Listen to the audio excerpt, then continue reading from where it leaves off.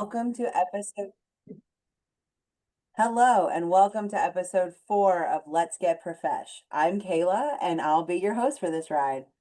Thinking about human resources or HR can be scary. It usually comes with negative connotation, i.e., we need to call HR when someone's doing something wrong or there's some type of inappropriate or unapproved behavior.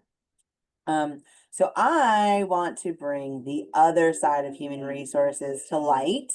Human resource management is more than just people getting in trouble, write-ups, terminations. It's also the recruiting, the training, and the retention of staff members. And then obviously annual reviews and appraisals and things of that sort. So um, we just wanted to bring that up to light. With me today, we have Emily. She is a colleague of mine for the last 4 years and manages a team of 4 health planners and program managers covering 5 counties for health planning here in South Florida. Some of the programs that she oversees include community health assessments, which then lead to community health improvement plans.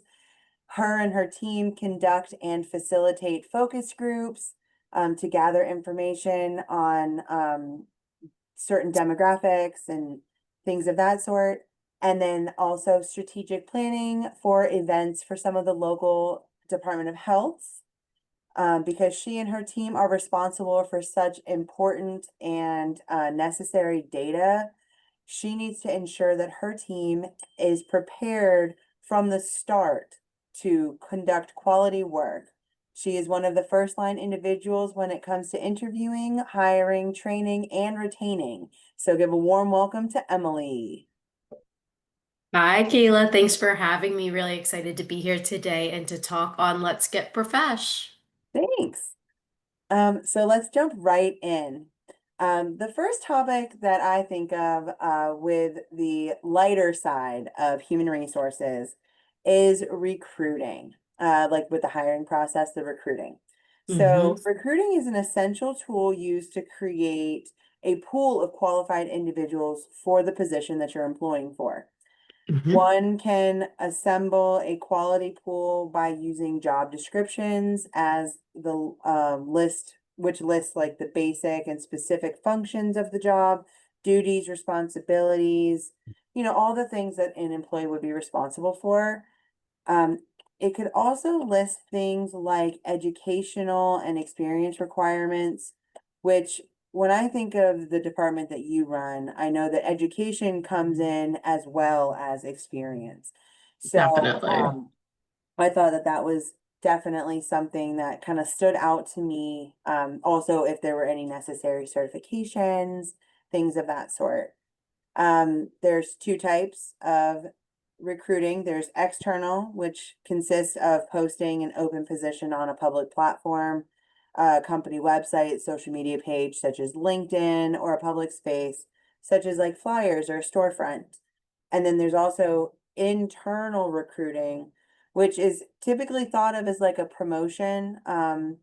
Or it could even be considered a lateral move if someone is transitioning from one department to another, um, based on, like if they offer a specific skill set, knowledge base. Let's say that they, applied for an open position and actually have a little bit of history with that from a prior place of employment, something like that.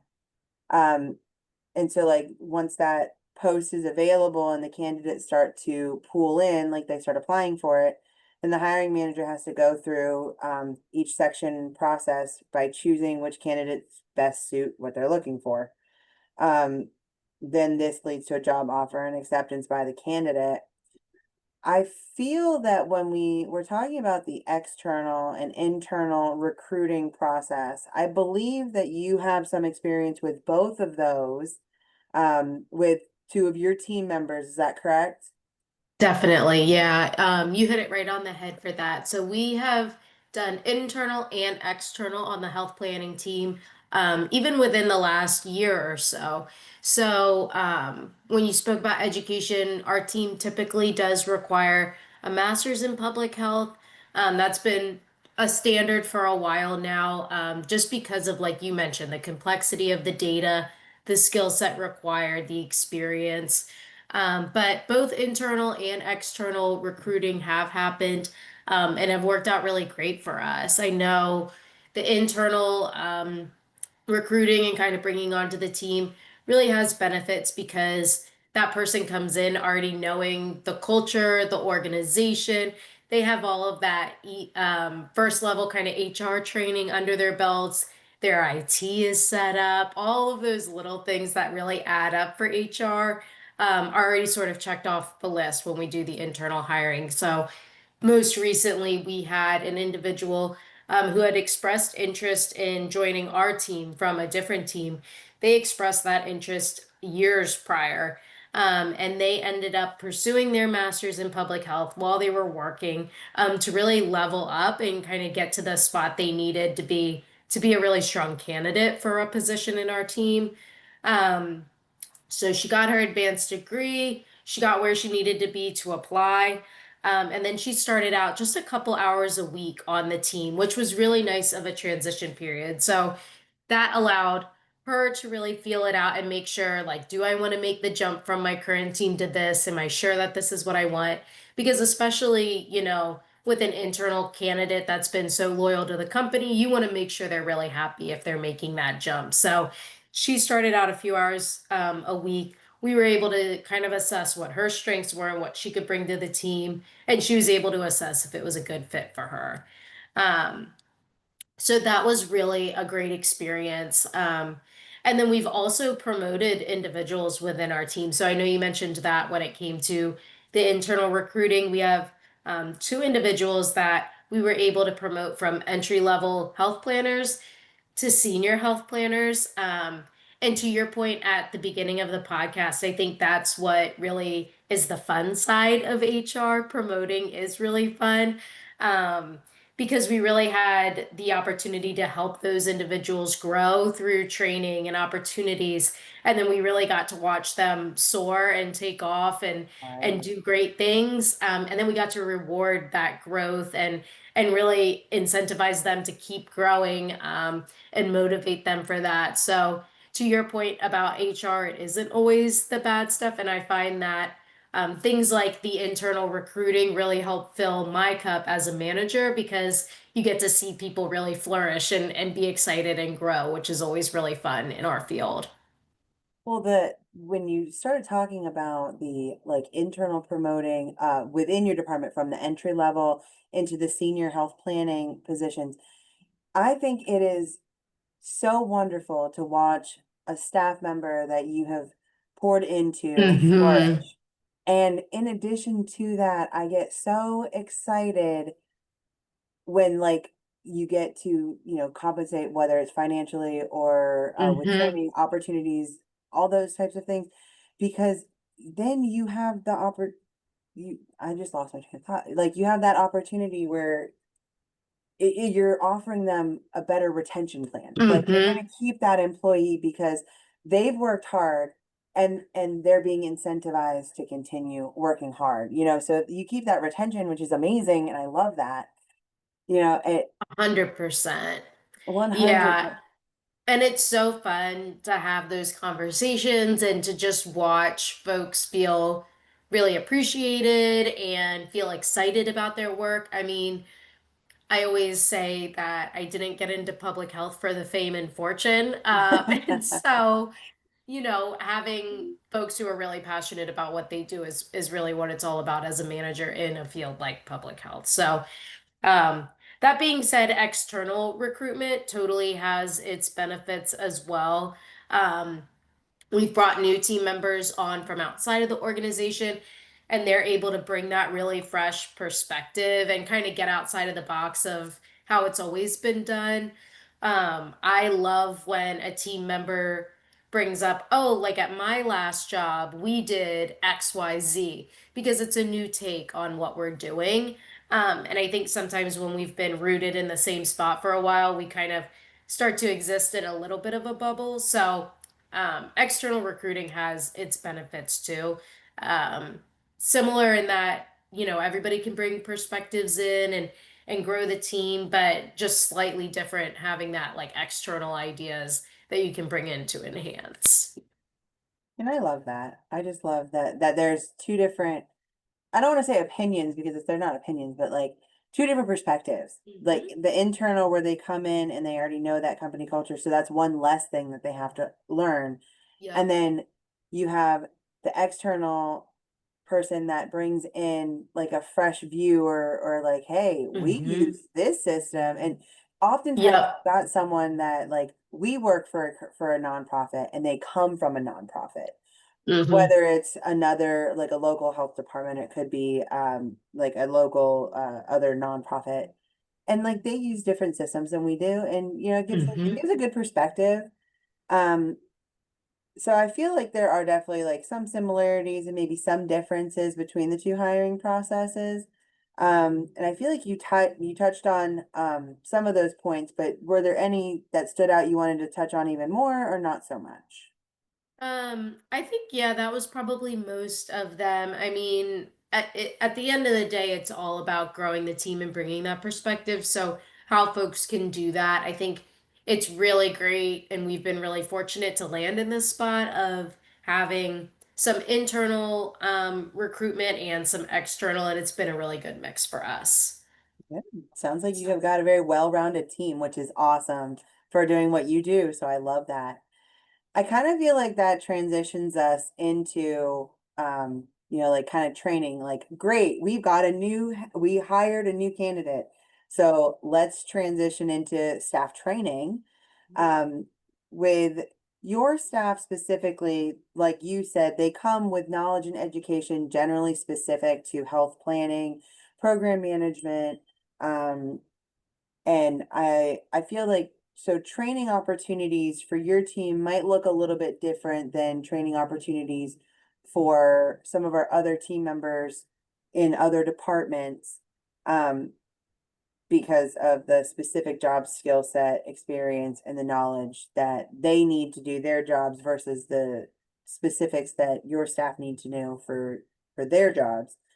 Um, I know that there are a number of different types of trainings that we talked about in chapter 11, some of which were lectures, recordings, and case studies, coaching and mentoring, on the job training, and then computer-based learning uh, seem to be the ones that really stood out the most to me. And it really got me thinking about the way that we train here. So I was hoping that maybe you could talk a little bit about training opportunities for your staff, whether it's at like the beginning of their tenure, or do you offer training opportunities throughout? Yeah, that's a great question, and definitely benefits to all of those trainings that you mentioned. I would say that, um, excuse me, the more HR type trainings like IT and security, things like that, are company wide, and everybody does those on the computer, like that computer-based learning that you mentioned. Right. Our team, all of our tasks are very much critical thinking based. So, while it would be amazing to have some sort of recorded training that would give them the step by step answers to everything they need to do, um, we more often do things like coaching and mentoring or on the job training, peer support, and shadowing. So we really give folks the opportunity to learn by doing, just because the tasks that they're doing aren't necessarily A plus B equals C. It's more Right. of, okay, I have A, I need to go get C and D and B to get down to Z, you know? So, Right.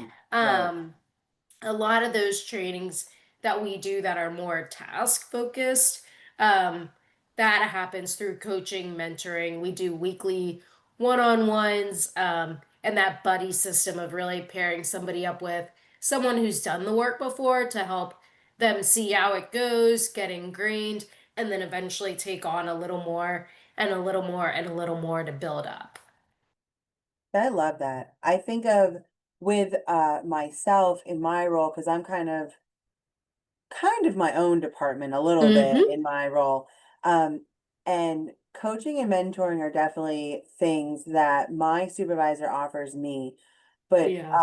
she's also encouraged me to look at some other case studies and computer-based learning through various like memberships and programs that are listed on online.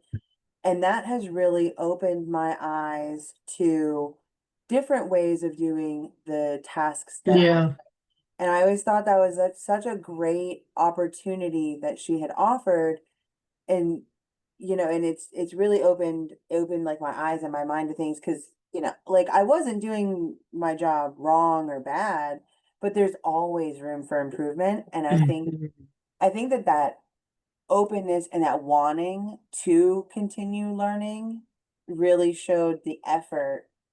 And Yeah. as I wanted to, I was also taking more info in, I'm taking that seriously Yep. versus a staff member that's told you have to do XYZ, 1, 2, 3, like Yep. by this date. Yeah, that can get overwhelming, I think. Definitely. I mean, I think that growth mindset is so big in kind of advancing through your career too, and um, really having that motivation to seek out those trainings. I always encourage my team. We're very rarely the first people to ever do something. Right, Somebody has pretty much always done or has done something that we're doing before in some way or another. And so I really ask my team to leverage resources. I mean, look online, just dropping it in Google at this point, you can find anything. Um, and right, not that we're going to replicate exactly what they did, because it's likely that we have a different population or we have different expectations around it or deliverables. But very rarely is it that our team is the first to ever do something. So right. we can usually find some things online. You're totally right. I love that idea. Yeah, I love that. I love that. It feels to me like your team is very well put together, especially, from the start through the training and like just with their everyday tasks and responsibilities. It kind of prompts me to think about like performance appraisals, you know, through the Uh-huh. employment process, we come to the topic of performance appraisals all the time. This is just one way that we identify how well staff are doing at their jobs, and it offers an accurate measure of job performance, especially considering that your staff and yourself are responsible for critical data. We need to make sure that we are doing our jobs correctly, properly, and that we're giving good, solid, clean information. Um, so I feel like performance reviews should be rated individually per employee instead of rating all the employees on an average, especially in a case Mhm. like that. Um, and then I think along with performance appraisals should come performance feedback because Mhm. nothing in life should be one-sided. Definitely. In my experience in human resources over the course of the past 10 years, I have found that oftentimes the performance reviews and appraisals have been one-sided. I speak Mhm. from my own personal reviews from previous places of employment and when I worked in human resources at other companies and being the one that sat in, it was very much one-sided. And it's purely usually a supervisor manager that is using a judgment system to go through like the rating system, like check the boxes and mark things of that sort. And not to say that they're wrong, but it's one-sided, Mhm. you know? Definitely. And I think that, we try to overcome that a little bit by doing the formal reviews annually, but I'm a firm believer that nothing should be a surprise in an annual review. Like if it's been a problem for a year, they should know that by Right, now. So right. I think you're totally right, in terms of making sure that it isn't one-sided, using that 360 feedback, and trying to have that feedback throughout the year, even. to really help folks. So I think you're totally right on that. I love the fact that you brought up the 360-degree feedback as something that you guys use, or even if it's not on a formal basis, but you use it throughout, because that's the process of gathering the feedback from both the supervisors, subordinates, and other peers. So you get a more well-rounded review, which I love that. And I think that more companies should utilize that approach, even if they did it similarly to how you do it, where it might not be formal, but and I cannot Mhm. agree more with the fact that, like, yes, we should have like an annual review, but if something was a problem in February, it should not still be a problem in May. It should not still be a problem in October. Like Mhm. these are things that we need to work through. And I feel like having those regular appraisals matters, you know. I have a feeling that you hold team meetings on a fairly regular basis with your and then I'm sure that you probably also do one-on-ones individually so that you can have more private and personal conversations with some of the staff that need that and what they're working on specifically too. Um so I feel like that gives a really good approach and I feel like you're getting a very collective amount of information, collective review. Um, and it gets me thinking too with that 360 feedback. I think of you as the as the management, um, you as the manager. I feel like you can't be in two places at once, you know? So I feel like Mhm. it really getting that feedback, especially from more seasoned members on your team that know what to look out for can really give some very positive feedback. So I appreciate that you brought that up. That kind of gets me thinking that we're coming up toward our closing, to like our wrap up, if you will. So I just really want to just recenter back to the hiring process can be pretty in depth between recruiting, training, and conducting those job appraisals. You know, it can be a lot of time and effort, Mhm. but I also feel that it's time well spent if you're gaining a quality employee out of it. So I just want to ensure that we're recruiting properly, training effectively, and appraising the quality of the work fairly and consistently in order to maintain that solid foundation for your department, my department, so and so's department over there, and the Definitely. company as a whole. I feel like these are some very great tips that can go company wide. Mhm. So I really, really just want to thank you, Emily, for joining us today. Your feedback and experience has been great, and I'm sure that our listeners have taken a lot of these tips and tricks and they're going to apply it into their professional lives. And we love that. So I just want to Awesome. Thank you, Kayla. This is such a fantastic podcast. So excited to be on here and can't wait to hear about future episodes. Yay, thank you so much. Mhm. All right, bye. Bye.